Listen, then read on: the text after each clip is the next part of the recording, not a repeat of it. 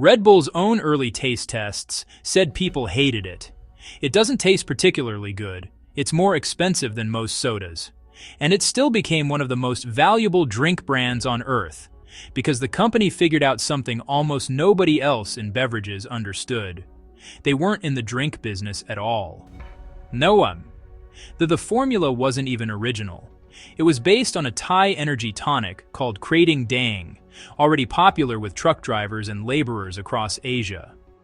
An Austrian businessman named Dietrich Mateschitz discovered it on a trip to Bangkok in the early 1980s, and noticed something.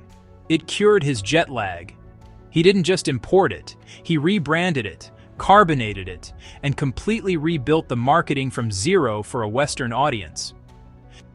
Here's the part most people miss.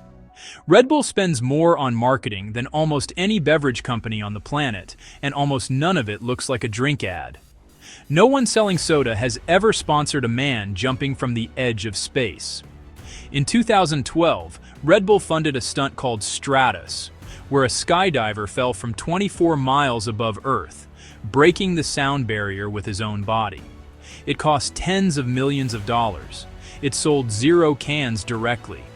And it generated more global media coverage than any commercial ever could. This is deliberate. Red Bull doesn't run a marketing department the way most companies do.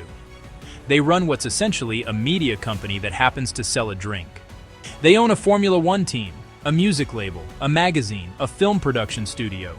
Employees have said internally that the goal was never to associate the brand with a taste. It was to associate it with a feeling: extreme, fearless, alive. You weren't supposed to remember the flavor.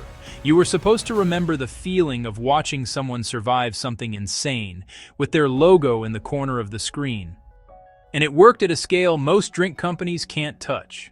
Red Bull is sold in over 170 countries. It didn't get there by tasting better than competitors. Most blind taste tests rank it below rivals.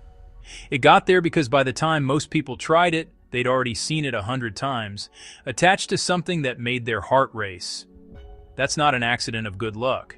That's a company that figured out, decades before content marketing was even a phrase, that people don't buy products. They buy identities.